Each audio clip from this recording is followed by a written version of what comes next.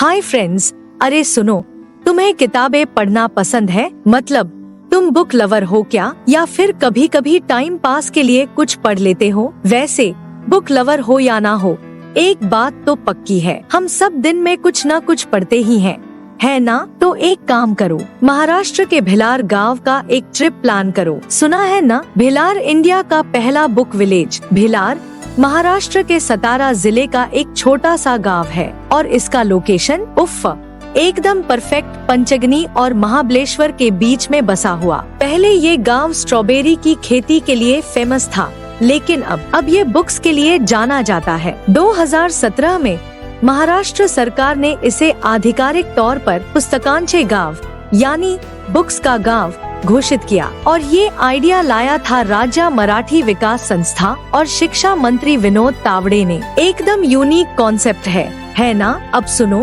इस प्रोजेक्ट को बहुत ही क्रिएटिव तरीके से किया गया। 75 से ज्यादा आर्टिस्ट्स को बुलाया गया और उन्होंने गांव के कई हिस्सों को रीडिंग हॉटस्पॉट्स में बदल दिया। दीवारों पर पेंटिंग्स बनाई गयी, मतलब जो जॉनर का सेक्शन है उसी से related graphics, poetry, history, biography, fiction, हर जॉनर के लिए अलग अलग स्पॉट्स बनाए गए। और ये सिर्फ घरों तक सीमित नहीं था, होटल्स, मंदिर और गेस्ट हाउस भी इस पहल का हिस्सा बने। जब आप भिलार पहुंचते हो तो वहाँ के रंगीन साइन बोर्ड्स और मैप्स आपकी मदद करते हैं। ये मैप्स बताते हैं कि किस लोकेशन पर कौन से जॉनर की किताबें मिलेंगी, तो तुम्हारा फेवरेट सेक्शन ढूंढना तो बड़ा आसान है। और दीवारों पर बनी खूबसूरत पेंटिंग्स देखकर दिल खुश हो जाएगा। सबसे अच्छी बात, गांव के लोग खुद इस प्रोजेक्ट में शामिल हैं। जिनके घर चुने गए थे वो अब इन बुक्स के केयरटेकर बन गए हैं। मतलब गांव और किताबों का परफेक्ट मेल। अब भिलार के लोग कहते हैं